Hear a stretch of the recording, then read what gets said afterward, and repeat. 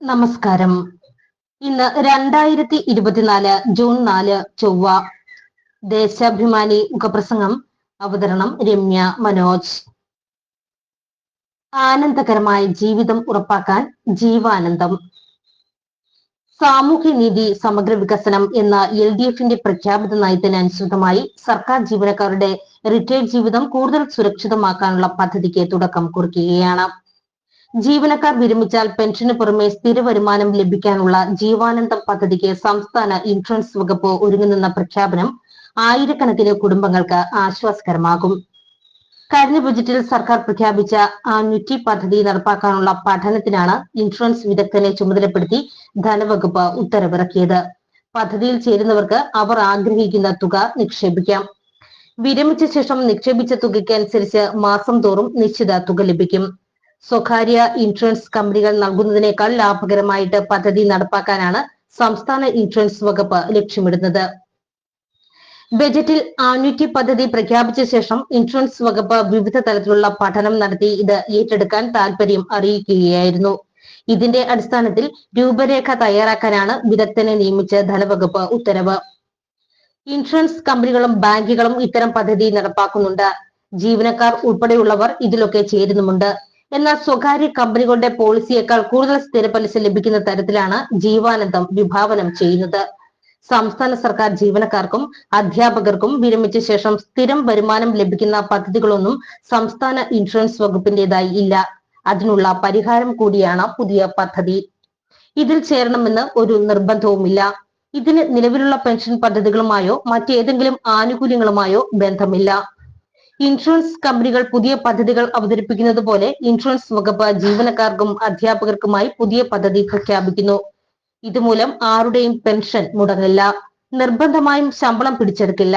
സ്വന്തം ഇഷ്ടപ്രകാരം പദ്ധതിയിൽ ചേരുന്നതിനനുസരിച്ചുള്ള തുക മാത്രമാണ് അടയ്ക്കേണ്ടത്. ചേരുന്ന തുക ഒന്നിച്ചടയ്ക്കേണ്ടിയും വരില്ല.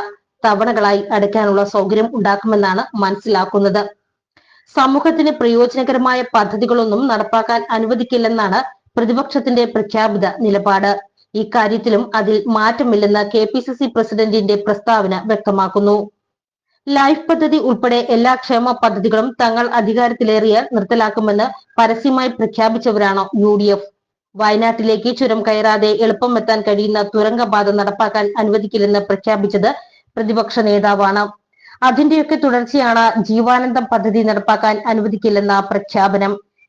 പ്രതിപക്ഷത്തിന്റെ ആരോപണത്തിന് ഊർജം പകരാൻ ഏതാനും മാധ്യമങ്ങളും ഒപ്പമുണ്ടെന്നത് കേരളത്തിന് അപമാനമാണ്. ചില പ്രതിപക്ഷ നേതാക്കൾ നൽകുന്ന വ്യാജ വിവരങ്ങൾ വലിയ വാർത്തയായി അവതരിപ്പിച്ച് സംസ്ഥാന സർക്കാർ നടപ്പാക്കുന്ന എല്ലാ ക്ഷേമ പ്രവർത്തനങ്ങളെയും അട്ടിമറിക്കാനുള്ള തീവ്ര ശ്രമത്തിലാണ് വലതുപക്ഷ മാധ്യമങ്ങൾ. ജീവനക്കാർക്കിടയിൽ തെറ്റിദ്ധാരണ പരത്താനാണ് ശ്രമം. ഇതിനായി യാഥാർത്ഥ്യവുമായി ബന്ധമില്ലാത്ത കാര്യങ്ങൾ ശരിയാണെന്ന മട്ടിൽ അവതരിപ്പിക്കും. പദ്ധതിയിൽ ചേരാൻ ഒരാളെയും നിർബന്ധിക്കില്ലെന്ന് ധനവകുപ്പ് വ്യക്തമാക്കിയിട്ടും വലതുപക്ഷ മാധ്യമങ്ങൾക്ക് അതൊന്നും ബാധകമല്ല. ഞങ്ങൾ പിടിച്ച മുയലിന് 2 കൊമ്പ് എന്ന വാശിയിലാണവർ. ശമ്പളത്തിന്റെ പകുതിയും പിടിച്ചെടുക്കുമെന്ന് വരെ അടിച്ചുവിട്ടവരുണ്ട്. പദ്ധതി നടപ്പാക്കുന്നത് സംബന്ധിച്ച രൂപരേഖ തയ്യാറാക്കാൻ ആളെ നിയോഗിക്കുക മാത്രമാണ് നടന്നത്. പദ്ധതിയുടെ വിവിധ വശങ്ങൾ പഠിച്ച റിപ്പോർട്ട് സമർപ്പിക്കണം. അത് ബന്ധപ്പെട്ട വകുപ്പ് ചർച്ച ചെയ്ത് അംഗീകരിക്കണം. പിന്നീട് സർക്കാർ ചർച്ച ചെയ്ത് അംഗീകരിക്കണം. പദ്ധതി സംബന്ധിച്ച ജീവനക്കാർക്കുള്ള ആശങ്കകൾ ദൂരീകരിക്കാൻ സംഘടനകളുമായി വിശദമായി ചർച്ച ചെയ്യണം. ഇതിനെല്ലാം ശേഷമേ അന്തിമ തീരുമാനം ഉണ്ടാകൂ. പദ്ധതിയുടെ ലക്ഷ്യം മാത്രമേ പ്രഖ്യാപിച്ചിട്ടുള്ളൂ. എന്നാൽ പദ്ധതിക്ക് അന്തിമ രൂപമായെന്ന രീതിയിലാണ് ഇപ്പോൾ ചർച്ച. ഓരോരുത്തരുടെയും ഭാവനയ്ക്കനുസരിച്ച വാർത്ത നൽകി സർക്കാരിനെ ഇകട്ടാനുള്ള ശ്രമമാണ് നടക്കുന്നത്. പ്രബുദ്ധരായ കേരളത്തിലെ ജീവനക്കാർ പ്രതിപക്ഷത്തിന്റെയും മാധ്യമങ്ങളുടെയും കുതന്ത്രത്തിൽ വീഴാതിരിക്കാനുള്ള ജാഗ്രത പുലർത്തണം. ദേശാഭിമാനി മുഖപ്രസംഗം ഇവിടെ പൂർണ്ണമാകുന്നു. നന്ദി, നമസ്കാരം.